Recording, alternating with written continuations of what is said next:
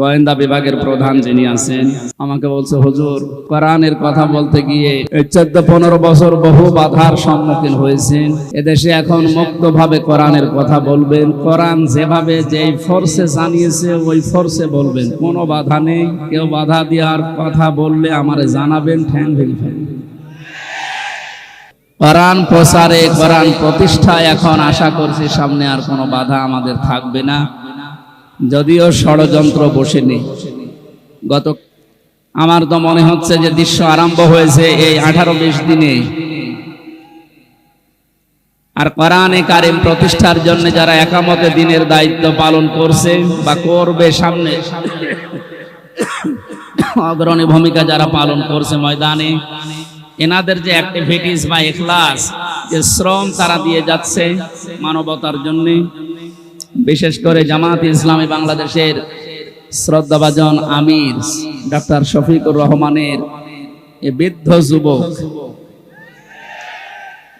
যুবক না, এই বয়সে যে শ্রম দিচ্ছে, আমরা যে সময় কোরআনের কথা বলার জন্য শোনার জন্য বসছি, এই সময়ে বাংলাদেশে আমাদের প্রতিবেশী নামে কলঙ্ক যারা, তাদের আগ্রাসনের কারণে প্রায় 12-13টা জেলা এখন পানির নিচে। উনি যেভাবে কাজ চালিয়ে যাচ্ছে, প্রতিদিন প্রতিনিয়ত নতুন নতুন বিষয়, এ বাংলাদেশ তার কাছ থেকে আমার মনে হয় কিছু শিখতেছে। এই অবস্থায় ঐক্যের ডাক দিয়ে 75টার উপরে শুধু ইসলাম নিয়ে যারা দল করে, রাজনীতি করে এই দেশে, তাদেরকে সব এক জায়গায় করার চেষ্টায় আছে এবং সফলও হচ্ছে। এই কঠিন মুহূর্তে এখনো পর্যন্ত যদি ছোটখাটো বিষয়গুলো আমাদের ভেতর থেকে অহংকার, হিংসা, তাকাব্বুরি এবং মনের ভেতরে যে কালিমাগুলো আছে দূর করতে না পারি, আবার কোন সালেম এসে যদি চেপে বসে ও পাথর সরানো কিন্তু কিয়ামত হয়ে যাবে। একটা উদাহরণ পড়ছিলাম, একটা হোস্টেলে 100 জন ছাত্র থাকে, প্রতিদিন তাদেরকে নাস্তায় সিঙ্গাড়া দেওয়া হয়। সিঙ্গাড়া নাম শোনেননি? 20 জন এসে নালিশ দিয়েছে হোস্টেল সুপার যিনি আছে তার কাছে, যে আমরা এই সিঙ্গাড়া আর খাবো না, আমরা অন্য কিছু চাই নাস্তায়। উনি চিন্তা করলেন একবারও তো হুট করে বন্ধ করা যায় না, সবাইকে ডাক দিয়ে বললেন, যে যা খেতে চাও কাগজে লিখে দাও। একবারেই 20 জন হাত তুলেছে যে আমরা সিঙ্গাড়া খাবো না। সিঙ্গাড়া খাবো না বলে যারা আদেশ দিচ্ছে বা আহ্বান জানাচ্ছে, এদের সংখ্যা মাত্র 20 জন। কয়জন এখনো বাকি আছে বলেন? এর ভেতরে হয়তো 16 জন লিখে দিয়েছে যে আমরা রোল চাই, 15 জন লিখে দিয়েছে হয়তো যে পাউরুটি কলা চাই। এভাবে দেখতে দেখতে শেষ পর্যন্ত দেখা গেল যে 20-এর উপরে আর পার হচ্ছে না। 20-এর বাইরে যারা ছিল তারা কি সংখ্যায় কম না বেশি? কত বেশি বলেন তো? 4 ভাগ। কত বেশি? এরপরেও কারোরটা পাস হয়নি, হয়েছে কারটা? ওই 20 জন। এই জন্য আমাদের অবস্থান সামনে কিন্তু এরকম আসতেছে। আমরা নিজেদের ভেতরে কাদা ছড়াছড়ি করে ভুল বুঝে এতদিন যা করেছি, অর্থাৎ আমরা একা করেছি তা না, আমাদেরকে করানো হয়েছে। আমি গোয়েন্দা বিভাগদের কাছ থেকে বহু তথ্য পেয়েছি এই 3 বছর জেলে থাকার কারণে। ওখানে তো সব রাজা, মহারাজা, মহারথী ওখানে আছে। ওনারা জানিয়েছে যে ইসলামকে এ দেশে যেন দাঁড় করাতে না পারে, সেই জন্যে ছোটখাটো বিষয় নিয়ে মানুষের ভেতরে মতভেদ তৈরি করার জন্য জেনারেল মানুষগুলো যা করে করুক, হুজুর ছাড়া, টুপিওয়ালা ছাড়া এখানে এক জায়গায় হতে না পারে। যদিও সংখ্যায় এরা একেবারে কম নাকি? আমার মনে হয় এদেশে আমরা যারা শুধু টুপি মাথায় দেয় আর কারো লাগার কথা না, শুধু টুপিওয়ালা মানুষগুলো যদি এক হয়ে যায় আর ওদের ষড়যন্ত্র যদি কাজে না লাগে, দায়িত্বে যিনি ছিলেন এতদিন 41 সাল টার্গেট দিয়েছিলেন, অতদিন লাগবে না, 41 ঘন্টায় দেশে ইসলাম দাঁড় হয়ে যাবে ইনশাআল্লাহ। দিন যেভাবে যাচ্ছে এবং বিভিন্ন জেনারেল মানুষগুলো, এমনকি আজকে 3 জন হিন্দুকে দেখলাম, তারা ডাক্তার শফিকুর রহমানের হাতে হাত দিয়ে ইসলামী আন্দোলন করবে, জামাত ইসলামী বাংলাদেশে ওরা অলরেডি যোগ দিয়েছে। মূর্খ মানুষ না তারা, প্রত্যেকেই শিক্ষিত, সবগুলো বিশ্ববিদ্যালয় থেকে অনার্স মাস্টার্স করে। তারা বুঝতেছে যে এই জামানা যা শুরু হয়েছে 15 বছর যা দেখলাম, মানবতার ফেরিওয়ালা বিভিন্ন মানুষের নামে আমরা শুধু শুনেছি, বাস্তবে তাদেরকে দেখি নাই। যেটা এখন দেখতে পাচ্ছি ডাক্তার শফিকুর রহমানের বেতনে। এই যে পাশেই কারাগার, আমি ছিলাম এখানে 3টা বছর। ডাক্তার শফিকুর রহমান সাহেব 4 তলায় ছিলেন, আমরা ছিলাম, উনি 2 তলায় ছিলেন, আমরা ছিলাম 4 তলায়। ডক্টর সাথে 4 দিন ছিলাম। যে ব্যবহার আমি পেয়েছিলাম, ওনার যে আচরণ, ওনার যে আমল, ওনার যে অবস্থান, ওনার ইমানের আমলে, আমরা হাজারো আলেম ছিলাই, ওই পর্যায়ে আমরা এই জেনারেল মানুষের কাছে হেরে গেছি। ওনার এক একটা সেজদায় কেটে যেত 45 মিনিট, 1 ঘন্টা করে, আর 1 ঘন্টায় আমাদের 10 রাকাত নামাজ হয়ে যায়। আমার যতটুকু বিশ্বাস আমার মনের, আমার ইমানের, এই অ্যাক্টিভিটিস এবং ইখলাসের কারণে আল্লাহ রাব্বুল আলামিন দলে দলে পালে পালে মানুষদেরকে ইসলামী আস প্রবেশ করাচ্ছে। এটা যেন অব্যাহত থাকে। 5 তারিখের আগ পর্যন্ত মাত্র 20 ভাগ মানুষ চাইতো যে ইসলাম কায়েম হোক। এই 18-19 দিনের ব্যবধানে এখন প্রায় 35 ভাগের উপরে মানুষ অলরেডি চাচ্ছে যে দেশে ইসলাম দিয়ে, কোরআন দিয়ে দেশটা চলবে। আমরা তো দেখলাম এই 53 বছর, যদিও আমরা 33 বছর, আমার মুরব্বী যে বসে আছে, এই সমস্ত মানুষগুলো তো দেখেছে যে বাবা চালিয়েছে যে কেমন লাগে, দেখে নাই? স্বামীও চালিয়েছিল, মানুষ দেখেছে। চাচা চালিয়েছে, জোর করে হোক আর যেভাবে হোক, তাও মানুষ দেখেছে। বউ চালাইলো, দেখলাম, অন্তত আমি দেখেছি। ভাবিও চালিয়েছিল, দেখেছিলাম। এখন শুধু দেখতে বাকি আছে যে কোরআন দিয়ে দেশ চললে কেমন দেখা যায়। এটা দিয়ে চালান, এই কারাগার লাগবে না। কারাগার লাগবে কোন কারণে? এটা দিয়ে চললে অপরাধ হলে যে সঙ্গে সঙ্গে বিচার হয়ে যাবে, অপরাধ।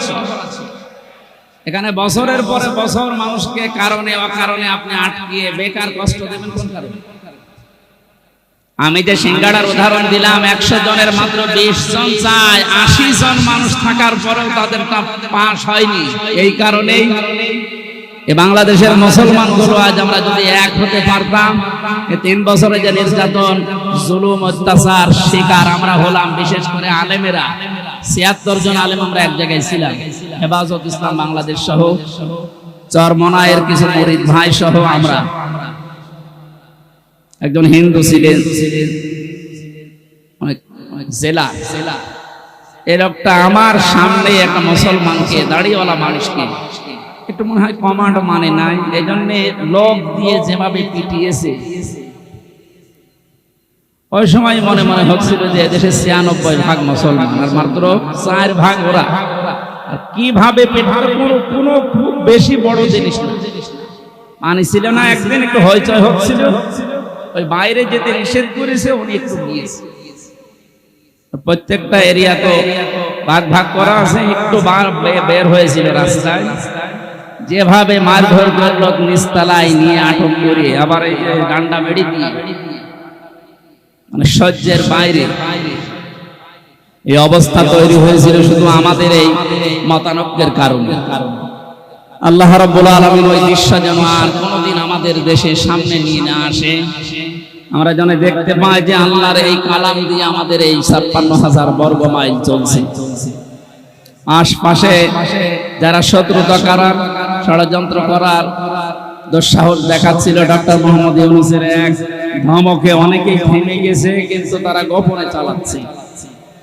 তাদের তো পেছনে ভয় আছে 7 সিস্টার, যদি একবার ভেঙে যায়। ওরা যেমন বাংলাদেশ পাকিস্তান থেকে ভাগ করেছিল, এখন পাকিস্তান আর বাংলাদেশ মিলে ভারতকে টুকরা টুকরা করে ছাড়বে, শুরু হয়ে গেছে। আমাদের যেমন ছাত্ররা বিষয় এনে দিয়েছে, পাকিস্তানও মনে হয় কয়েকদিন পরে চলে আসবে ইনশাআল্লাহ। এরপরেই দেখবেন ভারতও শুরু হয়ে গেছে। কোরআনের কথা শুনতে এসেছি, আমরা তাফসীর আকারে কথা বলবো। ওখানে লেখা আছে তাই যে আল্লাহ আমাদেরকে কঠিন মুহূর্ত চলছে, যেহেতু বাংলাদেশে কত মানুষ পানির নিচে, কত মানুষ বিনা কারণে অকারণে এই জেলখানায় পচতেছে। আল্লাহ রাব্বুল আলামিন এই সময় আমাদেরকে কোরআনের কথা শোনার জন্য নিয়ে আসলে আমরা খুশি এবং আনন্দ চিত্তে বলছি আলহামদুলিল্লাহ। আল্লাহ পাক বলেন তাহা মা আনজালনা আলাইকাল কুরআনা লিতাশকা। হে নবী, এ কোরআন আমি আপনাকে এই জন্য দেইনি যে আপনি মার খাবেন। এ কোরআন এই জন্য দেইনি যে অন্য দেশের মানুষ আপনাকে পানি দিয়ে ডুবিয়ে মেরে ফেলবে না। লিতাশকার ব্যাখ্যায় আধুনিক ভাবে যদি বলা যায়, দুঃখ কষ্ট সহ্য করার জন্য, হুমকি ধমকি খাওয়ার জন্য কোরআন আমি দেইনি। কোরআন দিয়েছি আপনি সবার উপরে থাকবেন। নবীজিকে যতগুলো নাম দিয়ে আল্লাহ ডাক দিয়েছিলেন তার ভেতরে 2 নম্বরের নাম হচ্ছে তাহা। ওনাকে আল্লাহ ডাক দিয়েছেন প্রথমে ইয়াসিন বলে। কি বলে বলেন তো? বলেন।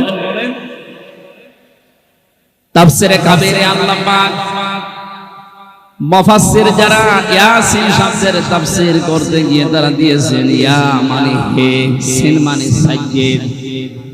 সাজ্জেদের ব্যাখ্যা করতে গিয়ে আল্লামা ফখরুদ্দীন রাজি রাহমাতুল্লাহ আলাইহি উনি 5টা বিষয় সামনে নিয়ে এসেছেন।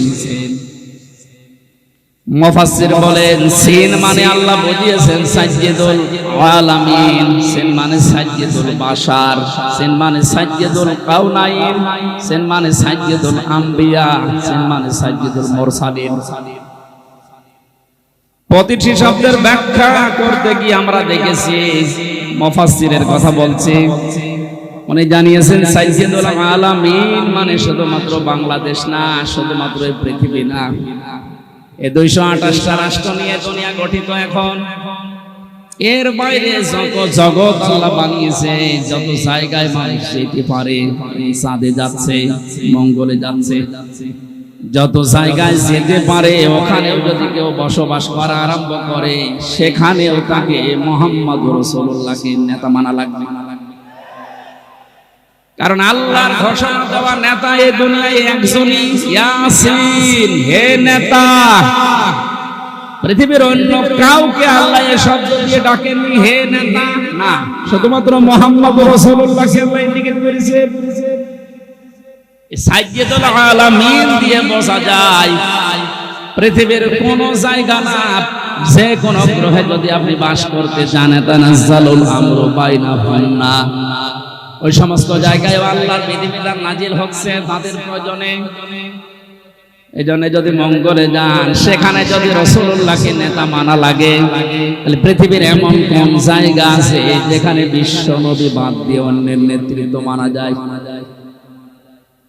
শুধুমাত্র বদ্ধ পাগল ছাড়া কোন মানুষ এই পৃথিবীর ময়দানে মুহাম্মদুর রাসূলুল্লাহ বাদ দিয়ে অন্য কাউকে নেতৃত্বে আসনে বসাতে পারে না। এই শব্দটা বারবার উচ্চারণ করছি আমি খেলা করার জন্য না। গাজীপুরবাসী খুব খেয়াল করে শোনেন, এটা দুনিয়ার সাথে যদি সম্পর্কিত হতো, আল্লাহর কসম আমি এই জায়গায় বলতাম না, এটা সম্পর্কিত আখিরাতের সাথে। আল্লাহ পাক জানিয়েছেন ময়দানে মহাশারে মানুষ যখন হাজির হবে, ওই সময়ে মানুষকে আমি বিচারের কাঠগড়ায় দাঁড় করানোর জন্য 3টি স্টেপে সাজাবো। প্রথমেই মানুষকে ডাক দেওয়া হবে আল্লাহর সামনে দল দল করে। কোরআনে কারীম জানাচ্ছে ওয়াকুল্লুহুম আতিহি ইয়াউমাল কিয়ামাতি ফারদা। সূরা মারইয়ামের 95 নম্বর আয়াত। আল্লাহ পাক বলেন কিয়ামতে প্রতিটি মানুষকে আমি আল্লাহর সামনে দাঁড় করাবো স্রেফ একা একা। কয়জন করি? এদের স্বাধীন হয়ে গেল কয়েকদিন আগে, দ্বিতীয় স্বাধীনতা বলা হচ্ছে। এরপরে অনেক ভণ্ড এখনো বসে নিয়ে এই কথাটাকে কোরআনের বিরুদ্ধে পুরা উল্টা সাজিয়ে মানুষকে এখনো ধোঁকা দিয়ে বোকা বানাচ্ছে। কোনো চিন্তা করবা না, চিন্তা নেইও, আমরা আছি, পার করে দেব। দুনিয়ার এই ছোট্ট জীবনে যদি অনেকে পার করতে গিয়ে ধরা খায়, কিয়ামতের ওই কঠিন ময়দানে আল্লাহ আপনাকে ডাকবে। কোন মানুষ আপনার সাথে প্রথম স্টেপে থাকবে না, স্রেফ আপনি একা সামনে দাঁড়াবেন আল্লাহর। একটু নিজের দিকে তাকিয়ে পেছনের জীবনের দিকে একটু হিসাব মিলান তো। সত্যি যদি আল্লাহ আপনাকে ডাক দিয়ে বলে পড়, ইকরা কিতাবাকা কাফা বিনাফসিকা লিয়াউমা আলাইকা হাসিবা। সূরা বানী ইসরাঈলের 14 নম্বর আয়াতে আল্লাহ জানিয়েছেন, এটা পড়, জান্নাতে যাবি না জাহান্নামে যাবি, কারো জিজ্ঞাসা লাগবে না, তুই নিজেই যথেষ্ট। এখানে যত আসামি জেলখানায় আছে, গাজীপুর, কাশিমপুর সহ প্রত্যেকটি আসামিকে আদালতে তোলার সময় বিচারক কিন্তু জিজ্ঞাসা করে তার অপরাধ সম্পর্কে, যেটা করেছেন কিনা। বিশেষ করে 164 যখন নেয়, ম্যাজিস্ট্রেট কিন্তু জিজ্ঞাসা করে যা যা বললেন আপনি এগুলো করেছেন কিনা। আল্লাহর বিচার ব্যবস্থা পুরা উল্টা।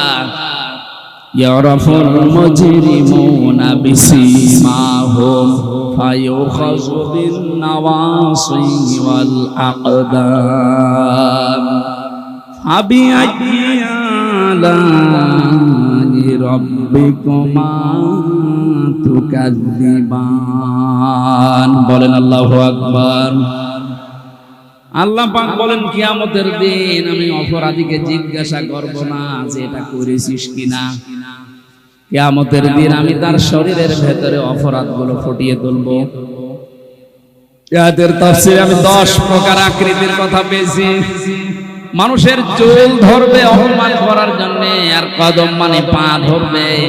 ফেরেশতারা এই দুইটা নিয়ে তাকে জাহান্নামে ফেলার জন্য রওনা দেবে। আল্লাহ পাক বলবেন, দাঁড়া, সাম্মা ফি সিলসিলাতিন দারুহা সাবউনা দিরান ফাসলুকু। এর 70 হাত গজ বিশাল শিকল দিয়ে বাঁধ। এটা বাঁধা হবে এই কারণে যেন অপমানের মাত্রা আরো বেড়ে যায়। 15টা বছরের যে দৃশ্যগুলো আমি আদালতে দেখেছি, বিশেষ করে আমার 3 বছরে,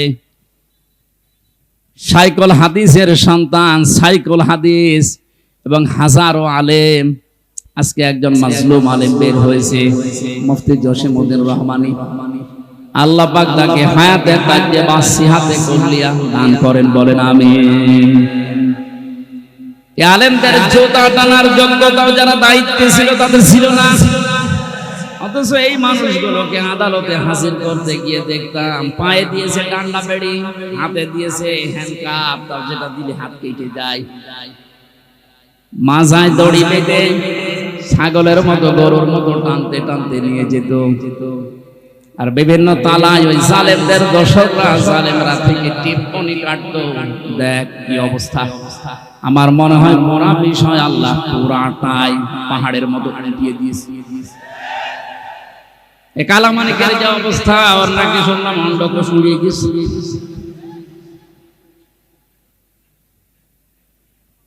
এ শয়তানটা বিশ্ব নন্দিত মুফাসসিরে কোরআন শহীদ আল্লামা দেলাওয়ার হোসেন সাঈদী রাহমাতুল্লাহ আলাইহি, তাকে ফাঁসি দেওয়ার জন্য যে গর্ববোধ করেছিল যে আমি তাকে ফাঁসি দিয়েছি।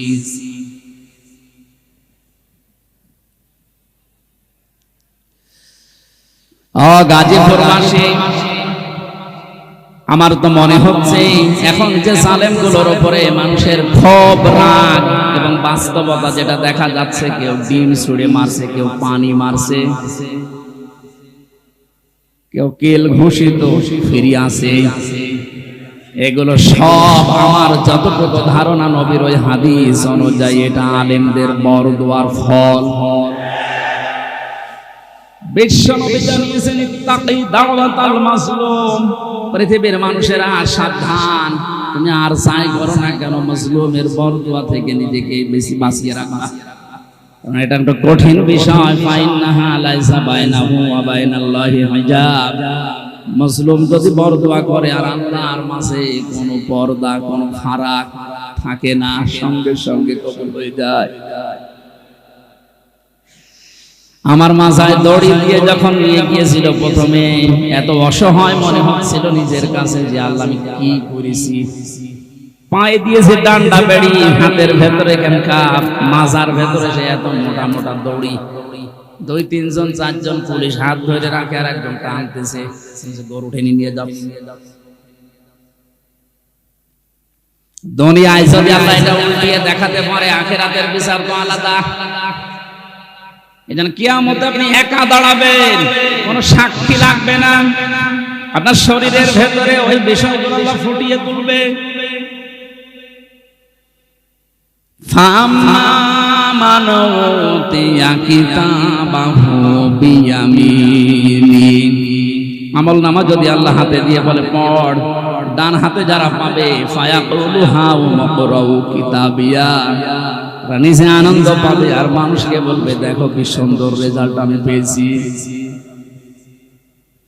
ও বাংলার মানুষেরা, পাশে যেহেতু কারাগার, হাজারো মানুষ এখন যারা আছে, আমি যেহেতু নিজের বাস্তবতা বলছি, হাজার হাজার মানুষ এই জেলখানায় তো প্রায় এক জায়গায় 10,000 আছে, এখন মনে হয় আরো বেশি। এই মানুষগুলো এই মাগরিবের পরে, এশার পরে এদের অনুশোচনা শুরু হয়। সবাইকে উদ্দেশ্য করে বলছি, আমরা যে যা করছি দুনিয়াতে, কিয়ামতের ময়দানে বইটা হাতে দেওয়ার পরে পড়তে পারবেন তো। এজন্য নিজের ব্যক্তিগত জীবনকে আগে সংশোধন করা আরম্ভ করেন। আমি নিজের থেকে এখন শুরু করব। আমি যদি সত্যি এখনই মারা যায়, আমার এই 33 বছরের যে রেকর্ড আল্লাহ আমাকে দেখাবে, আমি যেন সম্মুখে পড়তে পারি, এরকম কাজ এখন থেকে আরম্ভ করব। জীবনের আসল সফলতা দুইটা, ফামান সুহসিহানিন নারি ওয়া উদখিলাল জান্নাতা ফাকাদ ফাজ। আল্লাহ পাক বলেন ওই লোকটার জীবন তো সফল যাকে আস্তে আস্তে জাহান্নামের কাজগুলো ছেড়ে দেওয়ায় আর জান্নাতের কাজের দিকে আমি আল্লাহ তাকে এগিয়ে দেই। সুতরাং এমন আমল, এমন কাজ, এমন বই আমি তৈরি করতে চাই যেটা কোটি কোটি মানুষের সামনে আমি মানুষকে পড়ে শোনাতে পারবো। বলেন আমিন। কিয়ামতে যেহেতু সর্বপ্রথম আল্লাহ বিচার ব্যবস্থায় আপনাকে আমাকে একা ডাকবে, স্রেফ কেউ থাকবে না। সূরা মরিয়মের এই 95 নম্বর আয়াত অনুযায়ী যদি এখনো কেউ ধোঁকায় পড়ে থাকে যে না আমার বাবা আছে বাঁচাবে, এই আয়াত অনুযায়ী তো পুরা মিথ্যা আশ্বাস। কথা বলেন না কেন? কেউ থাকবে না পাশে, আপনি স্রেফ একা থাকবেন।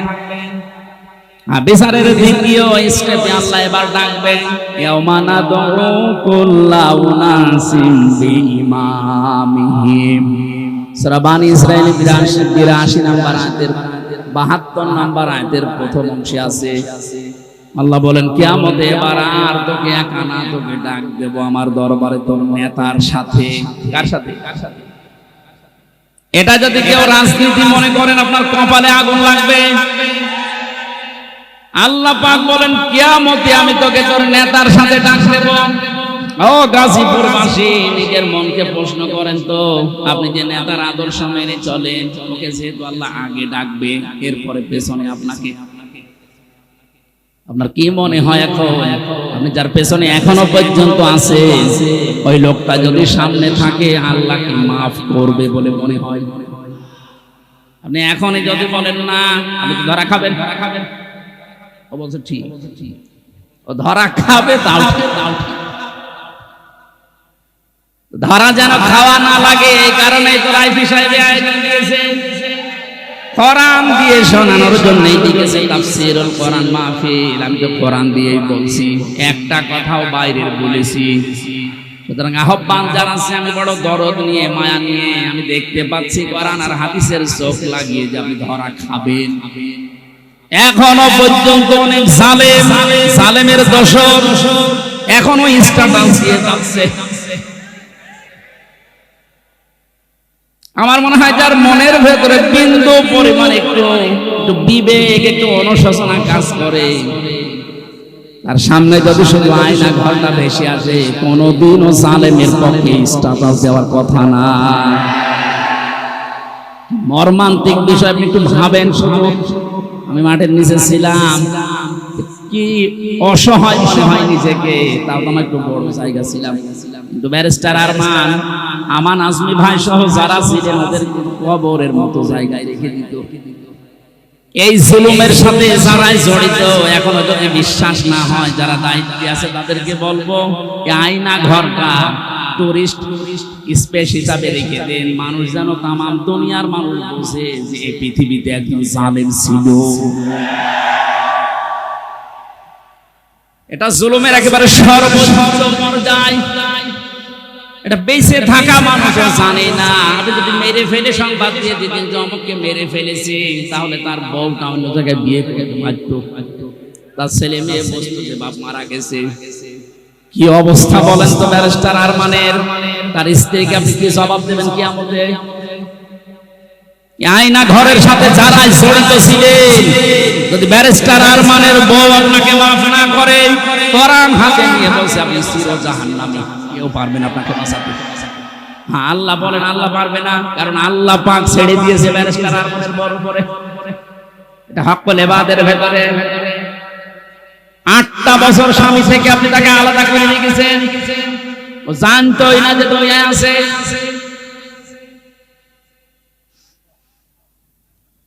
আমি কয়দিন থেকে আমার অবস্থা হালচাল শেষ হয়ে গেছে, আর সে 8টা বছর। এর বড়ও যদি কোনো মানুষ জালেমের পক্ষে কথা বলে, বলেন তো বলে বিবেক কি বলে? তার আপনার বিবেক বলে কিছু আছে?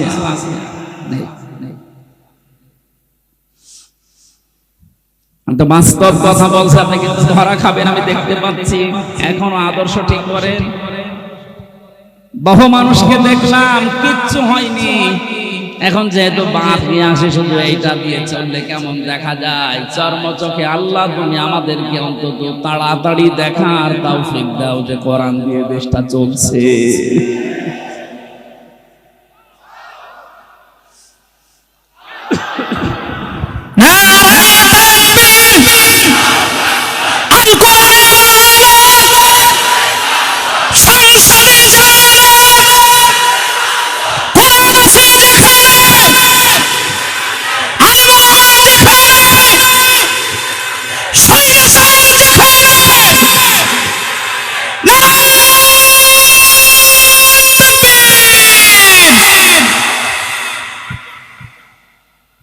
অন্য কোন দিকে না নিয়ে বিবেকের দিকে নিয়ে যান। আমি আপনাকে বাঁচাতে চাই। সত্যি আমরা কিন্তু ধরা খেয়ে যাব যাদের আদর্শ ঠিক নেই। এই মুহূর্ত থেকে আমি আশা করছি পাল্টাবেন। 2 নম্বরের ব্যাখ্যায় পেয়েছি, আল্লাহর নবী জানিয়েছেন, আমাকে আল্লাহ ইয়াসিন বলে ডাক দেওয়ার কারণে, সিন মানে সাইয়্যিদুল আলামিনের পরে সিন মানে সাইয়্যিদুল বাশার। সিন মানে কি? তিনি শুধু সাধারণ মানুষের না, সাইয়্যিদুল আম্বিয়া, নবীদেরও নেতা ছিলেন। শুধু নবী না, সাইয়্যিদুল মুরসালিন, রাসূলদেরও তিনি আদর্শ ছিলেন, নেতা ছিলেন। আল্লাহ পাক তাকে প্রথমে এই নামে ডাক দিয়েছেন, ইয়াসিন। 2 নম্বরে বলেন তাহা, এটা নবীজির নাম। রাসূলুল্লাহকে আল্লাহ সম্বোধন করেন, মানসালনা আলাইকাল কুরআনা লিতাশকা। হে নবী, আপনাকে আমি কোরআনটা এই জন্য দেইনি যে আপনি অপমান হয়ে থাকবেন, অপদস্থ হবেন, না খেয়ে থাকবেন, বন্যার পানিতে ডুবে মরে যাবেন না। কোরআন দিয়েছি এগুলো সব মোকাবেলা করার জন্য। জোরে বলেন সুবহানাল্লাহ। এটা মোকাবেলা করার জন্য যদি কোরআন দিয়ে থাকেন, তাহলে কোরআনকে ওই পর্যায়ে নিয়ে যাওয়া লাগবে যেখানে কোরআন গেলে চিন্তা থাকে না, দুঃখ থাকে না। ওয়ালা তাহিনু ওয়ালা তাহজানু ফামান তাবিআ হুদায়া ফালা খাউফুন আলাইহিম ওয়ালা হুম ইয়াহজানুন। আমার পাঠানো হেদায়েত যদি অনুসরণ করতে পারো, অনুসরণ করা যায়, যেখানে গেলে ওই জায়গায় যদি নিয়ে যেতে পারো, প্রশ্ন আসতে পারো অনুসরণ তো করি। হ্যাঁ, আজ আমাদের অনেকের ঘরে ঘরে কোরআন শরীফ আছে, কিন্তু যেখানে থাকা দরকার ওই জায়গায় না থাকার কারণে আজ হাজারো মানুষ জায়েজ জিনিস জায়েজ জানার পরও মানতে পারছে না। যেখানে গেলে জায়েজটা জায়েজ ভাবে মানা যায়, আর হারামটা হারাম জানার পরে ছেড়ে দেওয়া যায়, এই জায়গায় কোরআনকে পৌঁছিয়ে দেওয়ার দায়িত্ব এখন আমাদের। আর সে সময় এবং সুযোগ আমাদের সামনে ইনশাআল্লাহ আসতেছে।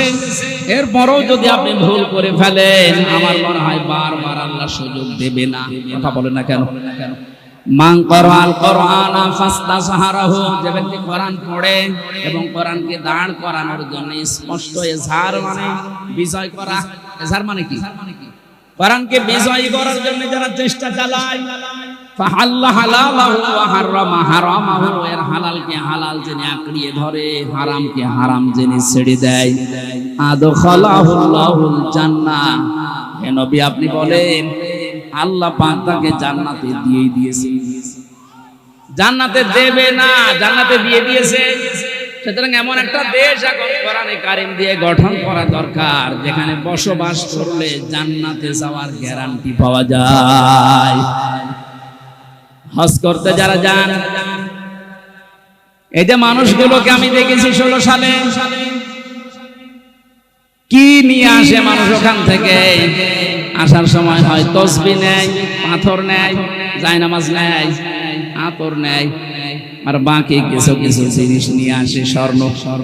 ওখান থেকে নিয়ে আসার কথা ছিল কি, আরাফাতের ময়দানে অবস্থান করে যখন আবার আসতেছে 9 তারিখে,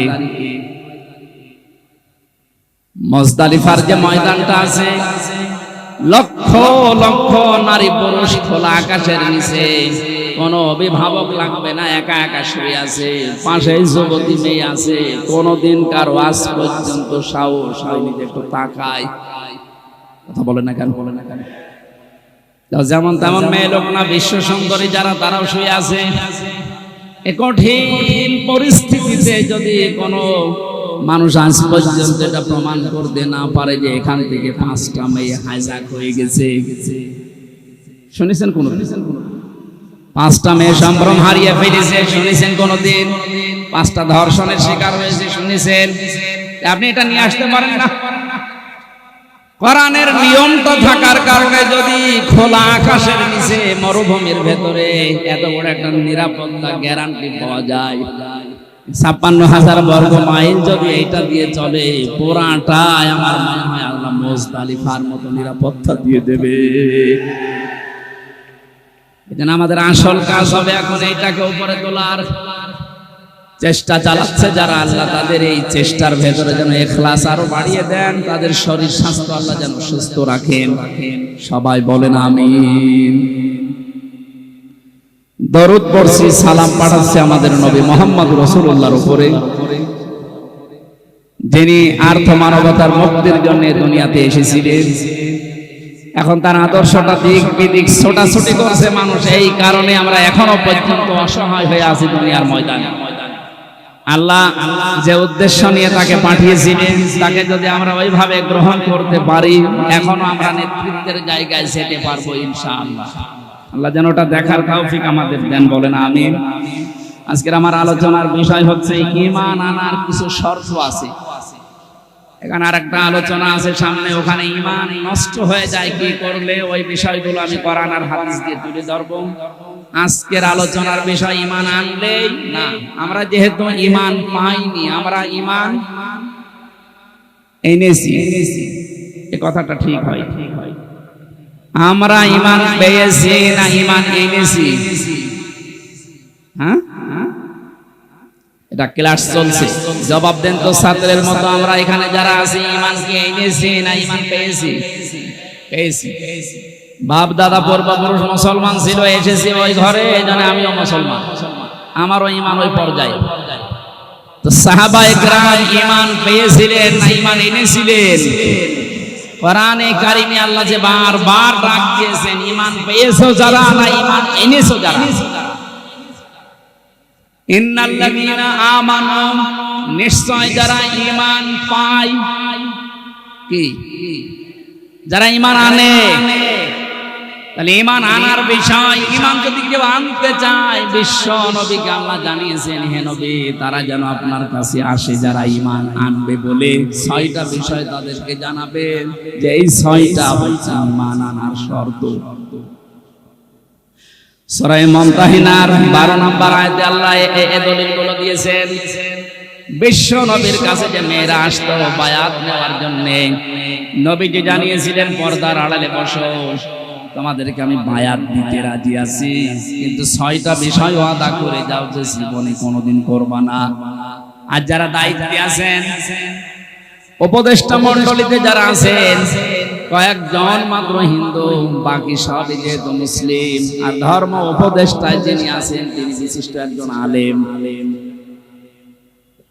ডক্টর আফামা খালিদ সাহেব সহ যারা মুসলমান আছেন, তাদের এই মুহূর্তে ঈমানের দাবি হবে এই দেশে কোরআনে কারিমের এই যে নিয়ম নীতি, সূরা মুমতাহিনার 12 নম্বর আয়াতে আল্লাহ যেভাবে বলেছেন যে ঈমান আনতে হলে এই 6টা বিষয় মানতে হবে।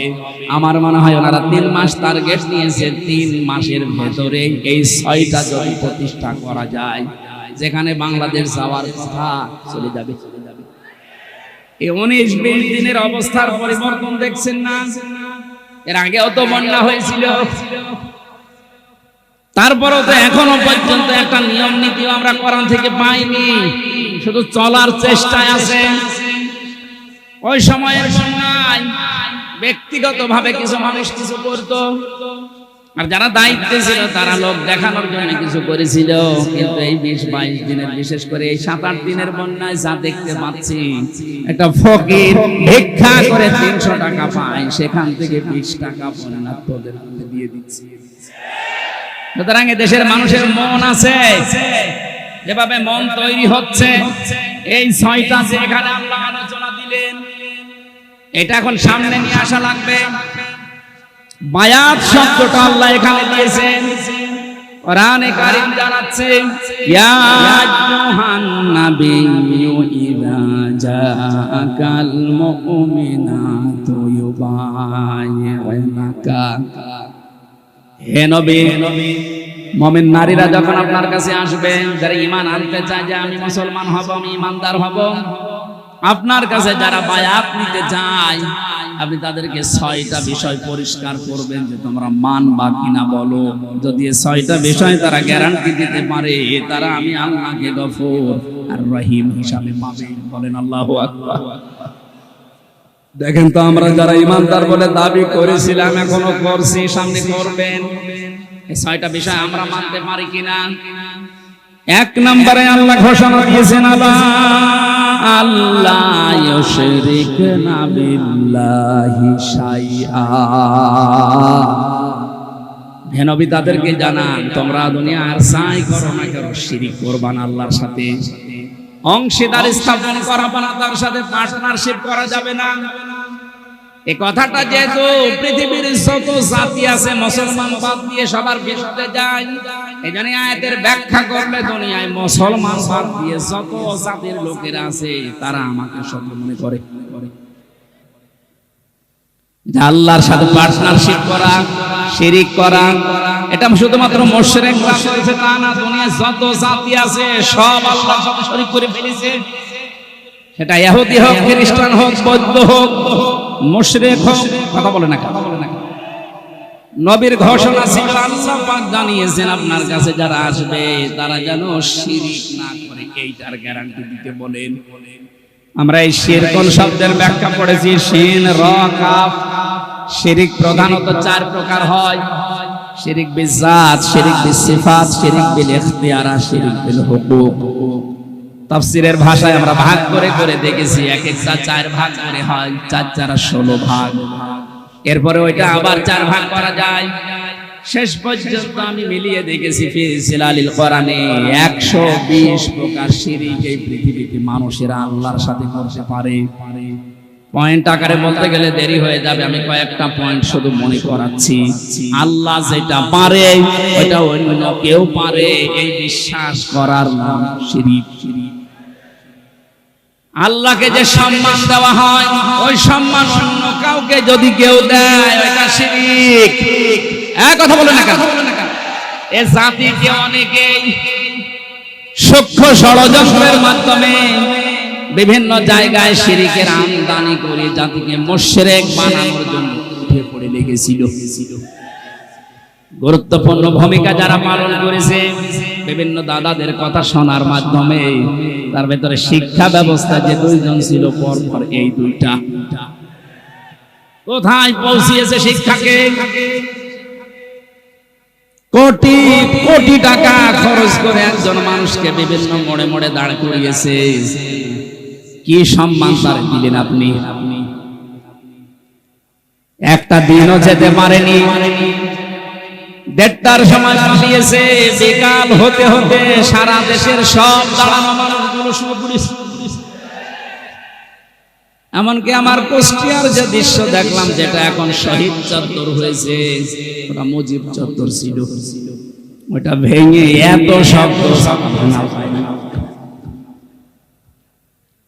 বহু কষ্ট করে 3 ঘন্টা চেষ্টা করে করে মাটির সাথে মিশিয়ে দিল।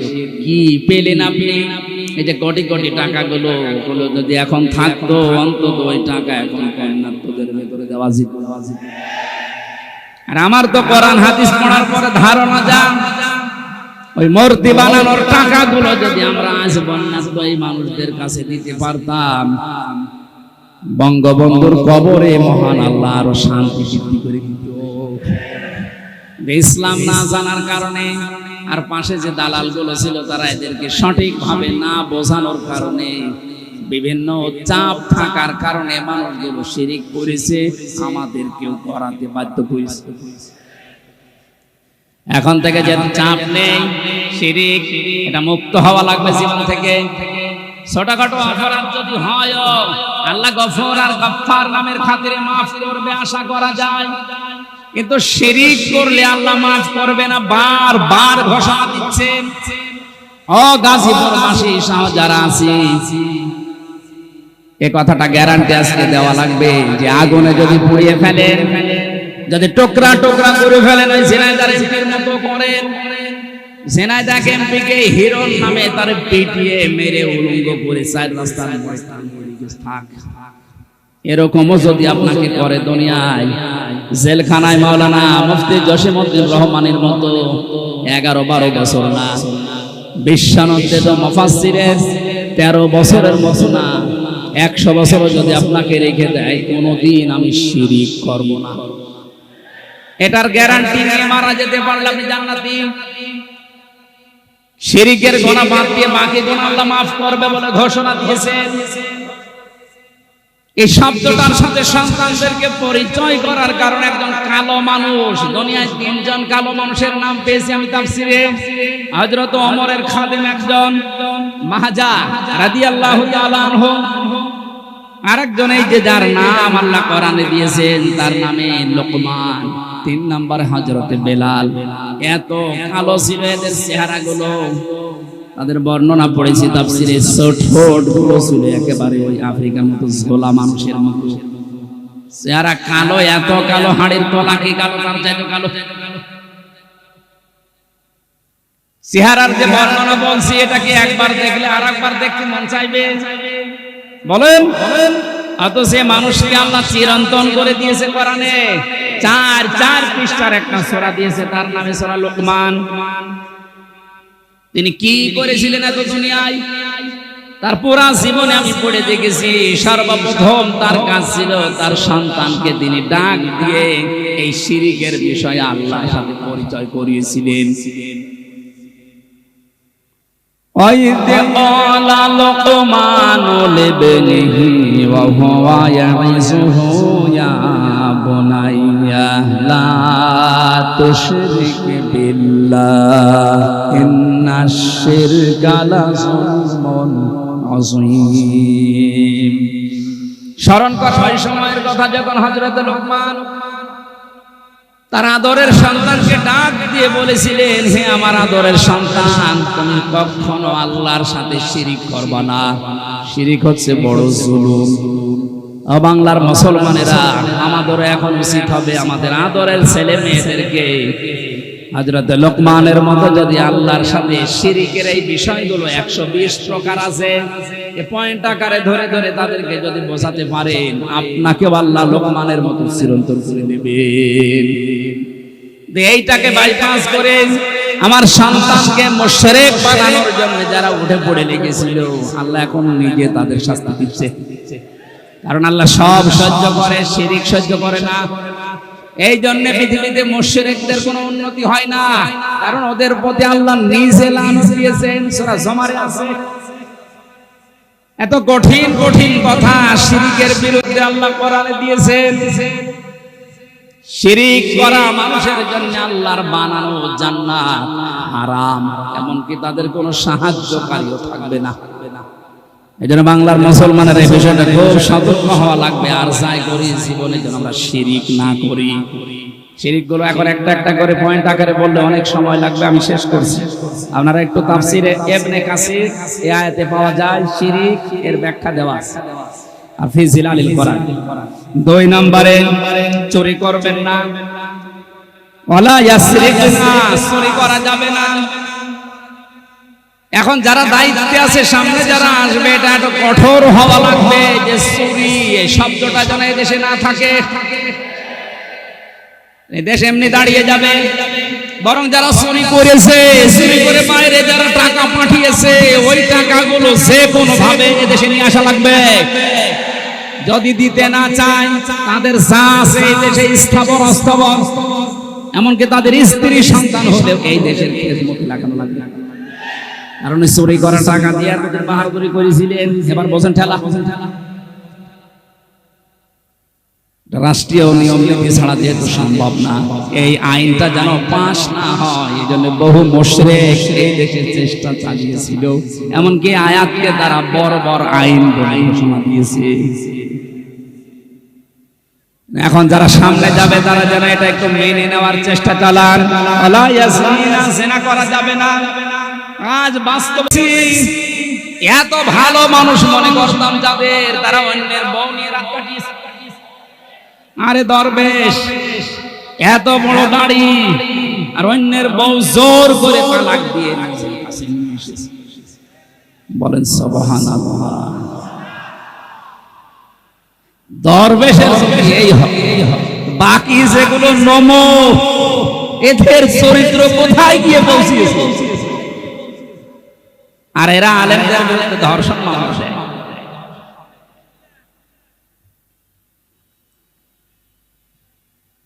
বিচার ব্যবস্থাটাকে, আইনকে একেবারে বাংলাদেশ থেকে একেবারে শেষ করে দিয়েছে যে লোকটা দায়িত্ব ছিল। এটা যেহেতু শুরু হয় নিজের কাছ থেকে, একেবারে অন্তর থেকে, যারা আমরা এখানে আছি জীবনে যাই করি, জিনা এটা খুব খুব মারাত্মক বিষয়। আলা তাকরাবুজ জিনা, জিনা করা দূরের কথা, ওর ধারে কাছেও যাওয়া যাবে না। ওটা দিয়ে যেটা আরম্ভ হয়, যে মাধ্যমগুলো দিয়ে, ওই মাধ্যমগুলো এখন কন্ট্রোল করা দরকার।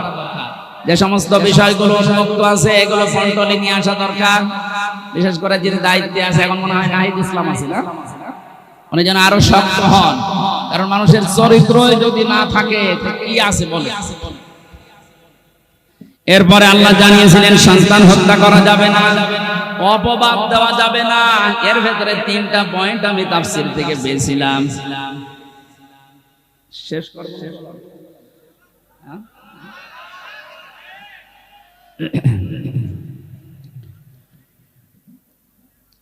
ভালো ভালো কোন কাজ যদি যারা দায়িত্বে আছে তারা আঞ্জাম দিতে চায়, তাদের এই ভালো কাজে কোনোদিন অবাধ্যতা প্রকাশ করা যাবে না। এই 6টা গ্যারান্টি আপনি আপনার এই যারা আসতেছে এদের কাছে নেন। তারপরে বলেন যে তোমাদের ঈমান তোমরা এনেছো।